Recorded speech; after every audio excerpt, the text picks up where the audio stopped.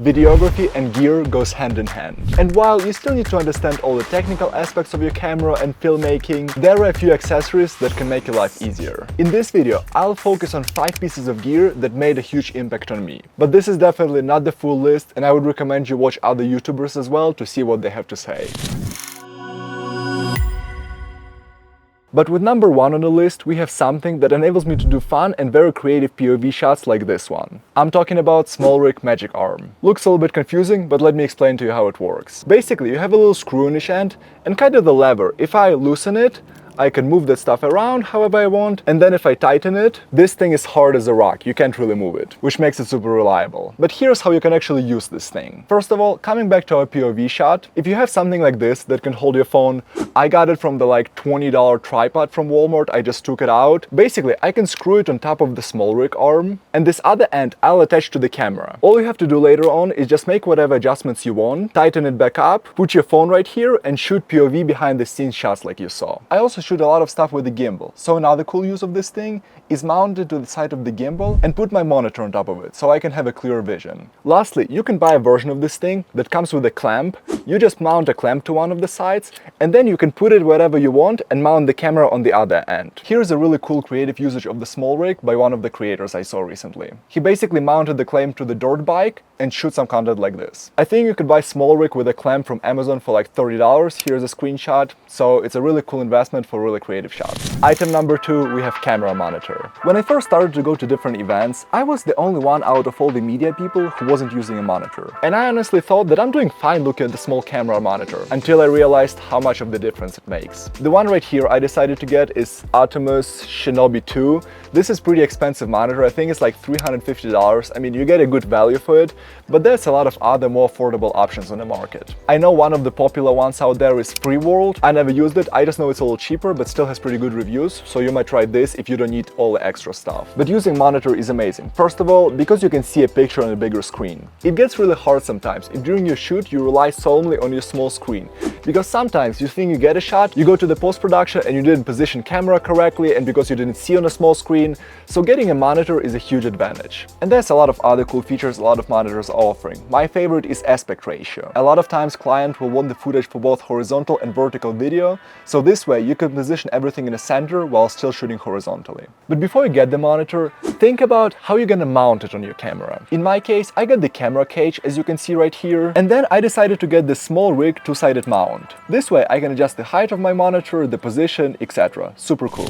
Item number 3, we have ND filter. If you don't know what ND filter is, think about it as sunglasses for your camera. I live in Arizona and shoot a lot of stuff outside, and everything is super bright here. If you don't put ND filter on your camera, if outside is super bright and you still want to operate on the lower aperture, here's kind of the image that you're gonna get. But if you mount ND filter on top, you can control how dark or how bright you want the image to be. So again, as I've said, it's kind of like sunglasses for a camera. ND filters come in different sizes, so you kind of need to see what's the radius of your lens. It usually says it right here. This is, for example, Sigma 30mm 52 radius. So I need to get ND filter that is 52. And then I can just screw it on top of the lens and use it. One mistake I did in the past, I have few different lenses with different radiuses, and every time I was getting a lens, I was getting a new ND filter. But there's actually a trick that's called step-up ring. Basically, you can buy a big ND filter, and even if you have a smaller lens, you can put a step-up ring that will increase the radius of this lens and then put an ND filter on top. Step-up rings cost only a few dollars, but you will save all the money that you would spend on all the ND filters. If you're looking for the best of the best ND filters on the market, I know Nisi makes really good ones,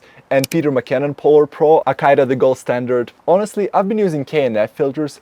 They're a little bit more on the cheaper side for sure. I'm noticing just a little bit of the color shift. That's sometimes what you get with the cheaper ND filter, but it's still better than nothing, that's for sure. Item number 4 on this list is proper audio. I've heard the saying once that people will sit through the bad video quality, but people will not tolerate bad audio quality. And that just makes sense. You want to hear someone properly. I have 2 different microphones I use pretty often. One of them is Rode Wireless Pro. Basically, I have a receiver on top of the camera, and I have a transmitter right here that's connected with the lavalier that goes over my short, and I can speak to it right here. Super useful and cool thing, because you can disconnect the lavalier and just use this box. So if I do some street interviews and like quick snippets, this is just super useful and easy to do. But second microphone I use is this thing right here. I think this is Rode Travel Go, something like this. I'll put a picture right here. Basically, you attach it to the top of the camera, you can put this little wind muffler on top, and this acts like a vlogging microphone. Again, super easy to use, it just stays on top of the camera and it picks the audio really cool. I think this microphone is around $40, the Rode Wireless Pro system is around $400, so it's definitely a little bit more expensive.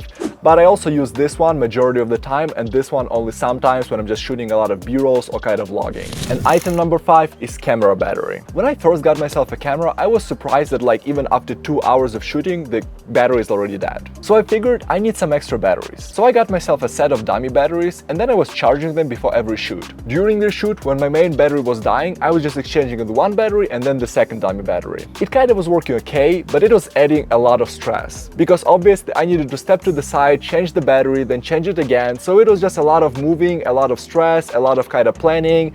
Not necessarily the best case scenario. So eventually I decided to get this SmallRig battery that I mounted to the back of my camera and that can power both my camera and my monitor at the same time. It definitely reduces a lot of stress because now I don't need to worry about my camera dying so soon and my monitor is being powered at the same time, so it just gives me more time to focus on the actual creativity and getting the shot. The big disadvantage of having the battery, it will require you to build some form of a rig for your camera, and it gets pretty heavy to carry it all around all the time. But again, I think the pros are much stronger because you can actually focus on getting the shot, which is kind of the most important thing. So there you have it. These were 5 items that actually make my life easier as a videographer. Do I have more gear than that? Absolutely, I have so much more. But I wanted to focus on the ones that made really a huge impact on the way I do stuff. Oh, and if you're into videography, I actually made a full video how to properly light your setup, so make sure to watch it. I'll leave a link somewhere here.